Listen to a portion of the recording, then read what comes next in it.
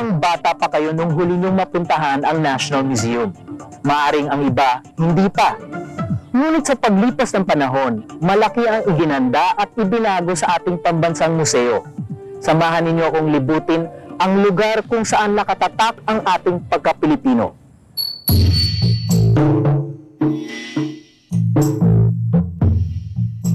Detalyadong nakaukit ang mga anghel, bulaklak at mga leon sa harapan ng gusali ng Museum of the Filipino People. Bahagi ito ng National Museum. 100 taon na silang nagsisilbing bintana sa ating nakaraan. Ibang mundo ang makikita pagpasok ng National Museum.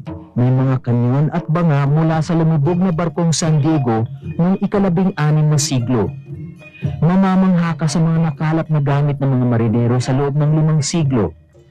Pati mga obra maestrang inukit ni Rizal at mahigit 100 paintings ni Juan Luna ay dito nakadisplay.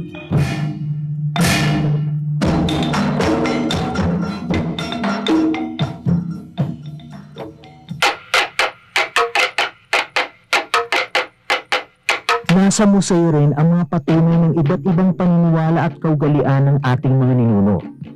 Ang bulol ng mga Ifugao, ang Kris ng mga Maranao, at lambat ng mga Tagalanao na tinawag na People of the Lake. Lahat ay pwedeng pumasok sa ating museo, walang dress code ika nga. Sa laki at lawak nito, tila kulang pa yata ang isang araw para ito'y libutin. Bawat espasyo dito sa National Museum, pag nakapasok kayo at makikita nyo, magiging proud to be Pinoy kayo talaga. Ganito pala tayo. Sa lack of culture sa atin, I think na because we have been colonized by 2 countries, marami tayong tinuturuan na yung ating mga kultura ay hindi as important as that of American culture and Spanish culture. Hindi daw likas sa mga Pinoy nagpumunta sa museo. Mas gugustuhin pang gumala sa mall kaysa alamin ang ugat ng ating pinagmulan. Kung tutusin naman ang pagpupunta sa museo, yung sistema ng museo ay hindi Filipino.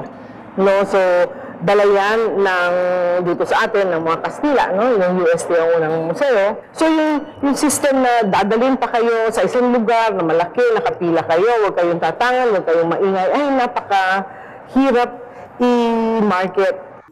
Noong 1996 pa nag-umpisa ang rehabilitasyon ng National Museum.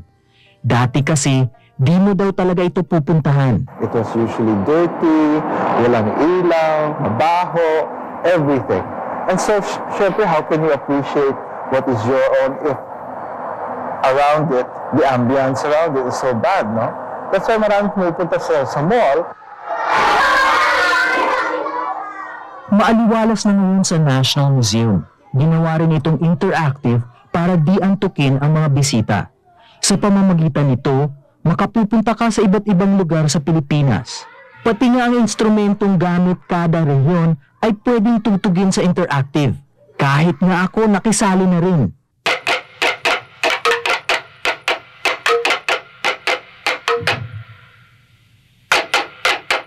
Bukod sa interactive, meron ding mga sinaunang suot ng ating mga ninuno. Napadaan din ako sa koleksyon ng mga buto, kagaya ng sa sperm whale, dugong, dolphins o di kaya'y tarsier. Nakakapagod pero sulit ang sakit ng aking paa. Hindi lang ito pang elitista. This is for them. This is for our country. This is for us. Hinihikayat ng National Museum na pagtuunan ng pansin ng mga Pinoy ang ating kasaysayan. Hindi lang naman libro ang maaaring pagmula ng dunong at aral. May matututunan din tayo sa mga lugar na ating binibisita tulad ng museo. Sabi nga ng isa nating salawikain, ang di marunong lumingon sa kanyang pinanggalingan ay hindi makararating sa kanyang paroroonan.